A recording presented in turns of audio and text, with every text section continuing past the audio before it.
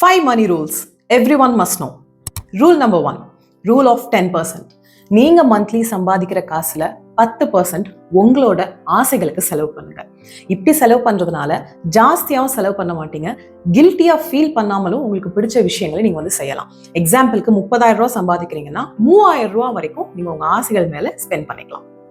Second one, rule of 30%. உங்களோட credit லிமிட்ல 30%க்கு மேல நீங்க வந்து யூஸ் பண்ணக்கூடாது. இப்படி மெயின்டைன் பண்றதுனால உங்களோட கிரெடிட் ஸ்கோர் ஹெல்தியா இருக்கும், பெரிய கடன்கள்ல போய் மாட்டிக்க மாட்டீங்க.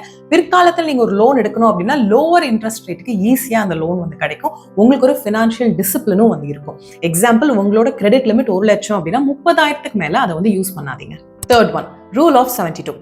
உங்களோட இன்வெஸ்ட் பண்ண காசு எப்ப டபுள் ஆகும் அப்படின்றத 72 டிவைடட் பை அந்த ரேட் ஆஃப் ரிட்டர்ன் போட்டீங்கன்னா நீங்க வந்து தெரிஞ்சுக்கலாம். இப்படி தெரிஞ்சுக்கிறதுனால எதுல இன்வெஸ்ட் பண்ணா உங்களுக்கு கரெக்டா இருக்கும் அப்படின்றத நீங்க கம்பேர் பண்ணி பார்க்கலாம். உங்களோட வெல்த்தை ஈஸியா வளர்க்கறதுக்கும் இது ஹெல்ப்ஃபுல்லா வந்து இருக்கும். ஒரு எக்ஸாம்பிள் நான் சொல்றேன்.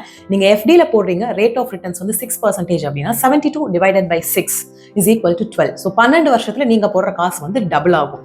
நீங்க எஸ்ஐபில போடுறீங்க, உங்களுக்கு 12% ரேட் ஆஃப் இன்ட்ரெஸ்ட்னா 72 டிவைடட் பை 12 6 6 வருஷத்துல உங்களோட காசு டபுள் ஆகும். நாலாவது, ரூல் ஆஃப் 15%. நீங்க மந்த்லி சம்பாதிக்கிற காசுல 15% உங்களோட ரிட்டையர்மெண்ட்காக நீங்க வந்து இன்வெஸ்ட் பண்ணும். இப்படி பண்றதுனால யாருமே நீங்க இன் ஃபியூச்சர் நம்பி இருக்கணும்ன்ற அவசியம் வந்து கிடையாது. நீங்க ஸ்ட்ரெஸ் ஃப்ரீயா ரிட்டையர் ஆகலாம், பணக்காரங்களா ரிட்டையர் ஆகலாம். இப்போ நீங்க 40,000 ரூபாய் சம்பாதிக்கிறீங்கன்னா அதோட 15% அந்த 6,000 ரூபாயை நீங்க பிஎஃப்லயோ என்பிஎஸ்லயோ எஸ்ஐபிலயோ வந்து போட்டுக்கலாம். இப்போ இன்கேஸ் நீங்க 6,000 ரூபாய் மாசத்துக்கு எடுத்து வைக்கிறீங்க, உங்களுக்கு 12% ரிட்டர்ன் வந்து கிடைக்குது அப்படின்னா 30 வருஷத்தோட கடைசியில உங்க கையில 2.1 கோடிக்கு மேல வந்து இருக்கும். அஞ்சாவது, ரூல் ஆஃப் 6 months. நீங்க தனியா இருந்தீங்கன்னா உங்களோட செலவு, உங்களை நம்பி ஃபேமிலி இருக்காங்கன்னா உங்க ஃபேமிலியோட செலவு ஒரு மாசத்துக்கு எவ்வளவு ஆகுது அப்படின்னு பார்த்துட்டு இன்டூ 6 போட்டு அதை நீங்க எமர்ஜென்சி ஃபண்டா மாத்தி வைக்கணும். எதுக்கு அப்படின்னு கேட்டீங்கன்னா, பெரிய காஸ்ட்லி லோன்ஸ் எடுக்கணும்ன்ற அவசியம் வராது. நீங்க வந்து உங்களோட இன்வெஸ்ட்மெண்ட்டை உடைக்கணும்ன்ற அவசியம் வராது.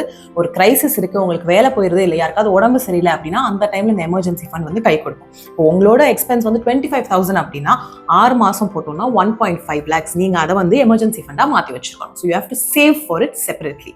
இந்த 5 மணி ரூல்ஸ் ஞாபகம் வச்சுக்கோங்க. நிறைய இடத்துல புத்திசாலித்தனமான முடிவுகளை நீங்க வந்து எடுக்கலாம்.